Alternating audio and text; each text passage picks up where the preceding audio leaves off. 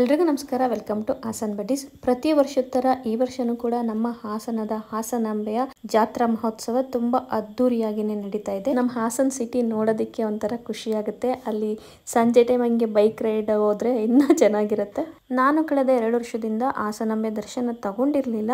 ಯಾಕೆ ಅಂತಂದರೆ ತುಂಬ ರಶ್ ಇರೋದು. ಲಾಸ್ಟ್ ಟೈಮ್ ಅಂತೂ ಹೋಗಿ ವಾಪಸ್ ಬಂದಿದ್ದಾಯಿತು.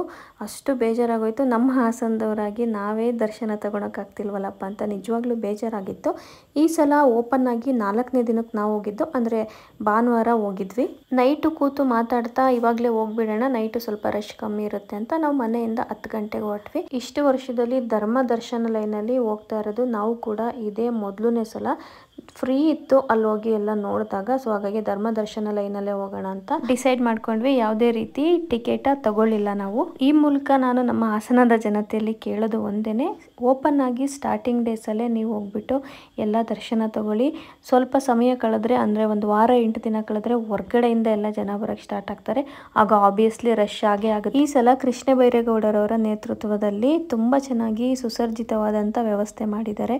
ಲೈನ್ ಆಗಿರ್ಬೋದು, ಅಲ್ಲಲ್ಲೇ ವಾಶ್ರೂಮ್ ಆಗಿರ್ಬೋದು, ಕುಡಿಯೋ ನೀರಿನ ವ್ಯವಸ್ಥೆ ಆಗಿರ್ಬೋದು, ತುಂಬಾ ಚೆನ್ನಾಗಿ ವ್ಯವಸ್ಥೆ ಮಾಡಿದ್ದಾರೆ. ಮತ್ತು ಸಾಮಾನ್ಯ ಕ್ಯೂ ಅಂತ ಅಂದರೆ ಸ್ವಲ್ಪ ರಶ್ ಆಗಿ ಆಗುತ್ತೆ. ಅವರಿಗೆ ಬೇಜಾರಾಗ್ದಂಗೆ ಸಂಗೀತ ಕಾರ್ಯಕ್ರಮ ಇದೆ, ಅಲ್ಲಲ್ಲೇ TV ಇರುತ್ತೆ, ಅದೆಲ್ಲ ಅಲ್ಲಿ ಪ್ರಸಾರ ಆಗ್ತಾ ಇರುತ್ತೆ.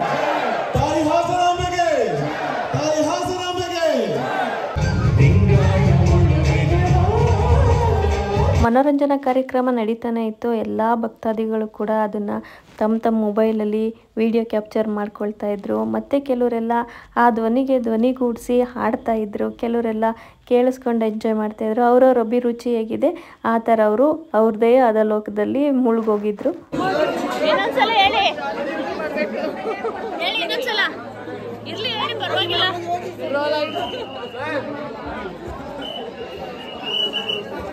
ದೇವಸ್ಥಾನದ ಮುಂಭಾಗ ಹೋದ ತಕ್ಷಣ ನಮಗೆ ಕೂಗಾಟ ಕಿರ್ಚಾಟ ಜನಗಳದ್ದೇ ಕೇಳಿಸ್ತಾ ಇದ್ದಿದ್ದು. ಆದರೆ ಈ ಸಲ ಸಂಗೀತ ಕೇಳಿಸ್ತಾ ಇತ್ತು. ಇಲ್ಲಿ ಏನು ಕಳಶ ಕಾಣಿಸ್ತಾ ಇದೆ, ಅಲ್ಲಿ ನನಗೆ 2017ನೇ ಇಸ್ವಿನಲ್ಲಿ ನನ್ನ ಮಗನ ಪ್ರೆಗ್ನೆಂಟಲ್ಲಿ ಹೋಗಿದ್ದೆ, 7 ತಿಂಗಳು ಪ್ರೆಗ್ನೆಂಟಲ್ಲಿ.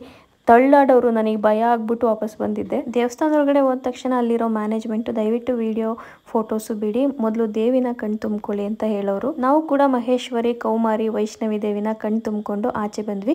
ಇವಾಗೆಲ್ಲ ಸಿದ್ದೇಶ್ವರ ದೇವಸ್ಥಾನದೊಳಗಡೆ ಎಂಟ್ರಿ ಇಲ್ಲ, ಸಿಕ್ಕಾಪಟ್ಟೆ ರಶ್ ಆಗಿರೋದ್ರಿಂದ.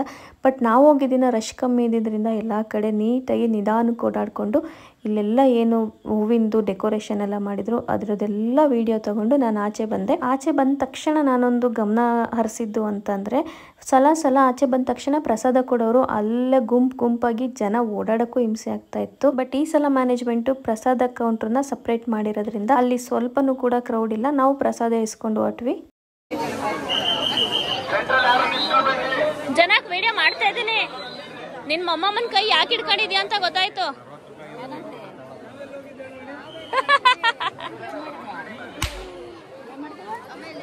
ಅಲ್ಲ, ಇಲ್ಲೇನಾದ್ರೂ ಕೊಡಿಸ್ತೀಯ ಅಂತ ಹಿಡ್ಕೊಂಡು ನೋಡ್ತಾ ಇರೋದು. ಅಜ್ಜಿ ತಾತ ಅಂದರೆ ಹಂಗೆ ಅಲ್ವಾ, ಮಕ್ಳುಗಳು ಅಪ್ಪ ಅಮ್ಮನ ಬಿಟ್ಬಿಡ್ತಾರೆ, ಅಜ್ಜಿ ತಾತ ಇದ್ದಾಗ ಓಡ್ಬಿಡ್ತಾರೆ ಏನಾದರೂ ಕೊಡಿಸ್ತಾರೆ ಅಂತ. ಮಮ್ಮಿ ಯಾವಾಗ ಎಲ್ಲಿಗೋದ್ರೂ ಮಕ್ಳಿಗೆ ಏನಾದರೂ ಕೊಡಿಸ್ತಾರೆ. ನನ್ನ ಮಗ ನಾವು ಲಾಸ್ಟ್ ಟೈಮ್ ಟ್ರಿಪ್ ಹೋದಾಗಲೇ ಅದೇನೋ ಈ ತಲೆಗೆ ಹಾಕೊಂಡು ಹಿಂಗೆ ಪೀ ಅನ್ನುತ್ತಲ್ಲ, ಅದೇ ಬೇಕು ಅಂದಿದ್ದ. ನಾನು ನಿನ್ನ ಚಿಕ್ಕ ಮಗುನ ಮಗನೇ, ನೀನು ದೊಡ್ಡವನು ಅಂತ ಹೇಳಿ ಕರ್ಕೊಂಡು ಬಂದಿದ್ದೆ. ಬಟ್ ಅವನಿಗೆ ಯಾಕೋ ಅದೇ ಇಷ್ಟ ಆಗಿ ಈ ಸಲ ಅದೇ ತೊಗೊಂಡ. ನಾವು ಸಾಮಾನ್ಯ ಏನು ತೊಗೊಂಡ್ರು ನಮ್ಮ 3 ಮಕ್ಳಿಗೂ ಒಂದೇ ಥರದ್ದು ತೊಗೊಳ್ತೀವಿ, ಇಲ್ಲಾಂದರೆ ಕಂಪೇರ್ ಮಾಡೋಕ್ಕೆ ಸ್ಟಾರ್ಟ್ ಮಾಡಿಬಿಡ್ತಾರೆ. ಅವ್ನು ಚೆನ್ನಾಗಿದೆ, ನನ್ನ ಚೆನ್ನಾಗಿದೆ ಅಂತ.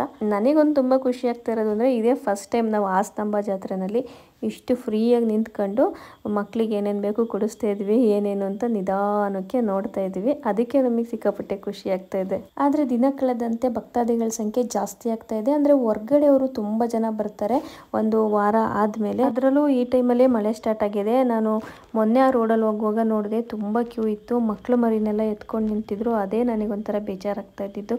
ಮಳೆ ಬಂದಾಗ ಇನ್ನು ಕ್ಯೂ ಬಿಟ್ಟು ಆ ಕಡೆ ಈ ಕಡೆ ಹೋಗೋಕ್ಕೂ ಆಗಲ್ಲ, ಇನ್ನು ಕ್ಯೂ ನಿಲ್ಲಬೇಕು ಅಂತ ಅದು ಬೇಜಾರಾಗುತ್ತೆ. ದೇವಿ ದರ್ಶನ ತಗೊಂಡೇ ಹೋಗಬೇಕು ಅಂತಲೂ ಬಂದಿರ್ತಾರೆ. ದಯವಿಟ್ಟು ಯೋಚನೆ ಮಾಡಿಬಿಟ್ಟು ದೇವಿ ದರ್ಶನ ಮಾಡೋದಕ್ಕೆ ಅಂತ ಬನ್ನಿ. ತುಂಬ ರಶ್ ಇರೋದ್ರಿಂದ ಧರ್ಮ ದರ್ಶನನೇ 9 ಗಂಟೆ, ಇನ್ನು 300 ರೂಪಾಯಿದು ಲೈನ್ ಅಂತೂ 5ರಿಂದ 6 ಗಂಟೆ, ಈ 1000 ರೂಪೀಸ್ ಕ್ಯೂನೇ 2 ಗಂಟೆ ಆಗ್ತಾ ಇದೆಯಂತೆ. ಹಾಗಾಗಿ ದಯವಿಟ್ಟು ಎಲ್ಲ ನಿಮಗೆ ಅನುಕೂಲ ಆಗಂಗಿದ್ರೆ ಬಂದು ದೇವಿ ದರ್ಶನನ ತಗೊಳ್ಳಿ. ನಾವು ನಮ್ಮ ಹಾಸನದ ಹಾಸನಾಂಬೆ ಜಾತ್ರೆಯಲ್ಲಿ ಫಸ್ಟ್ ಟೈಮ್ ಜಾತ್ರೆ ಒಳಗಡೆ ಇಷ್ಟೊಂದು ಓಡಾಡ್ತಾರೆ. ಆರಾಮಾಗಿ ಓಡಾಡ್ತಾ ಇರೋದು, ಖುಷಿಯಿಂದ ಓಡಾಡ್ತಾ ಇರೋದು. ಮ್ಯಾನೇಜ್ಮೆಂಟ್ ಅವ್ರಿಗಂತೂ ಹ್ಯಾಟ್ಸ್ ಆಫ್, ಚೆನ್ನಾಗಿ ಮ್ಯಾನೇಜ್ಮೆಂಟ್ ಮಾಡ್ತಾ ಇದ್ದಾರೆ. ಯಾರಿಗೂ ಹಿಂಸೆ ಆಗ್ತಾ ಇಲ್ಲ, ಯಾರಿಗೂ ಕ್ರೌಡ್ ಆಗ್ತಿಲ್ಲ, ಯಾರಿಗೂ ನೋವಾಗ್ತಾ ಇಲ್ಲ. ಖುಷಿ ಆಗ್ತಾ ಇದೆ ಓಡಾಡೋದಕ್ಕೆ ಜಾತ್ರೆಯಲ್ಲಿ. ಆದರೆ ನನಗೊಂದು ಸಂತೋಷದ ವಿಚಾರ ಅಂತಂದರೆ ಈ ಸಲ VIP ಗಳು ಬಂದರು ಅಂತ 2-2 ಗಂಟೆ 3-3 ಗಂಟೆ ಯಾರನ್ನು ನಿಲ್ಲಿಸ್ತಾ ಇಲ್ಲ. ಹಾಗೆ VIP ಪಾಸ್ ಅಂತ ಹೇಳ್ಬಿಟ್ಟು ಒಂದು ದಂಡುಗಟ್ಟಲೆ ನುಗ್ಗೋರು ಆ ಥರ ವ್ಯವಸ್ಥೆ ಇಲ್ಲ. ಎಲ್ಲ ನೀಟು ಕ್ಲೀನಾಗಿ ಆಗ್ತಾ ಇದೆ. ಅದೊಂದು ತುಂಬ ಖುಷಿ ಇದೆ ನನಗೆ.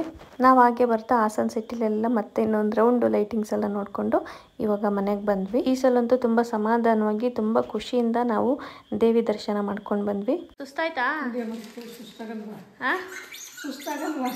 ಅಮ್ಮಗೆ ಸ್ವಲ್ಪ ಸರ್ಜರಿ ಆದಮೇಲೆ ಇಷ್ಟೊಂದು ದೂರ ನಡೆದಿರಲಿಲ್ಲ, ಈ ಸಲನೇ ನಡೆದಿತ್ತು. ಆದರೆ ಅಮ್ಮ ನಡಿತೀನಿ ಅಂತ ಅಂದರು, ಬಟ್ ಅಲ್ಲಿಗೆ ಹೋದ್ಮೇಲೆ ಸುಸ್ತ್ಕೊಂಡ್ರು. ಆದ್ರೂ ಅಲ್ಲಿ ಸ್ವಲ್ಪ ಸ್ಕಿಪ್ ಮಾಡ್ಸೋ ಕಡೆ ಎಲ್ಲ ಸ್ಕಿಪ್ ಮಾಡಿಸಿದ್ರು. ಲೈನ್ ಒಳಗಡೆ ಸೇರ್ಕೊಂಡಾಗಿತ್ತು, ಮತ್ತೆ ವಾಪಸ್ ಹೋಗೋಕ್ಕಾಗಲಿಲ್ಲ ಅಂತ ಹೋಗಿದ್ದಾಯಿತು. ಅವ್ರು ಹೇಳಿದ್ರು ಅಲ್ಲಿ ನೀವೆಲ್ಲ ವಿಚಾರಣೆ ಮಾಡಬೇಕಲ್ವ, ಅವರಿಗೆಲ್ಲ ಡೈರೆಕ್ಟ್ ಹಂಗೆ ಕಳಿಸ್ಬಿಡ್ತಾಯಿದ್ರು ಅಂತ ಹೇಳ್ಬಿಟ್ಟು. ಈ ಮೂಲಕ ನಾನು ಅವರಿಗೆ ಥ್ಯಾಂಕ್ ಯು ಹೇಳ್ತೀನಿ. ಸ್ವಲ್ಪ ಸ್ಕಿಪ್ ಮಾಡಿಸಿದ್ರಿಂದ ಅಮ್ಮಂಗಿನ್ನ ಸ್ವಲ್ಪ ಸುಸ್ತು ಕಮ್ಮಿ ಆಯಿತು. ನಮ್ಮ ಹಾಸನಾಂಬೆ ಜಾತ್ರೆ ವಿಡಿಯೋನ ಇಲ್ಲಿಗೆ ಸದ್ಯಕ್ಕೆ ಮುಗಿಸ್ತಾ ಇದ್ದೀನಿ. ಮುಂದಿನ ವಿಡಿಯೋದಲ್ಲಿ ಸಿಗ್ತೀನಿ. Thank you.